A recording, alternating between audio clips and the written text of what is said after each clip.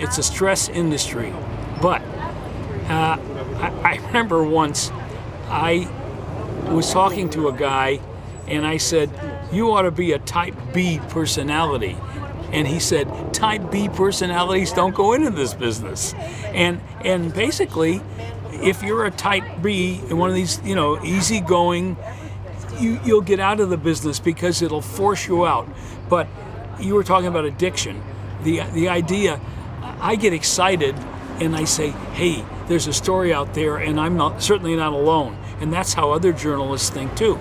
And we're classic type A people, wanting to work, and so yeah, there's a lot of stress, and we all complain, "Oh, I can't do this, and we got to go here, we got to go there." But if you're not there, you're missing the story, and you say, "I got to go there."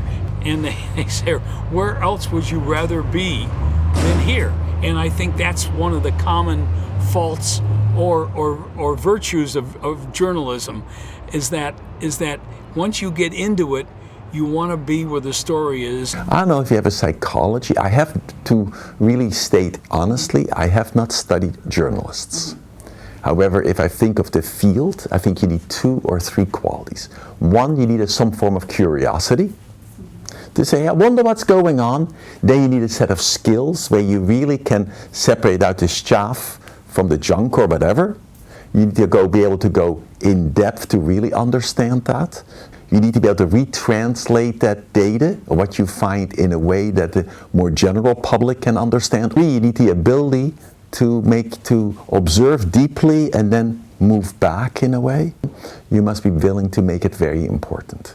However, how can I write something that's meaningful and that will improve the quality of human existence? And if you can do that, I think it's remarkable.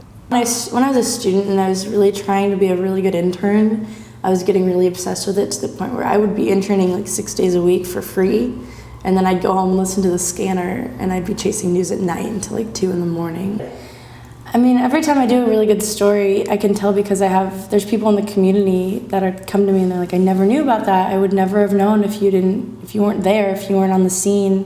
Like, seeing your photos really showed me that there's a problem with like certain issues."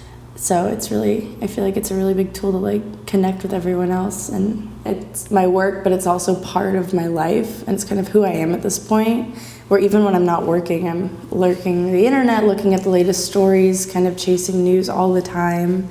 And it's made it so a lot of the people I associate with, like my friends and everything else, are also journalists.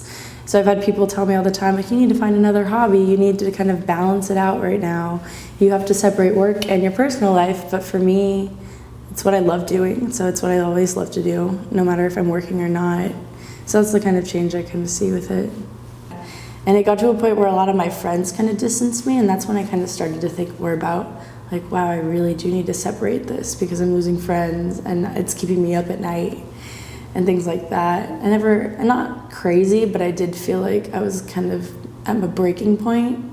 So I think when people ask me, like, where do you want to work in the future? Where's your dream job? For me, it's not where do I want to work, it's what story do I want to tell? And there's stories everywhere. So I guess it's the people and the issues that really drive me to, kill myself for the job. Yeah, it absolutely affects your personal life, but there's a way that you can balance it. It's all about awareness and self-care, because there's ways you can just let it consume you completely, but that bites you in the rear after a while. It'll come back around. So I think for me, it's just been key to find a community of people who are non-journalists and journalists who understand, that it's your job. And you're like, last year I missed a lot. I missed my own birthday last year. We were gonna go camping with a bunch of people and I had to cancel the trip. But again, we don't go into this because it's about us, We go into it because there's a passion and you want to tell the story. So the story ends up trumping your personal life. And Trump totally killed that word.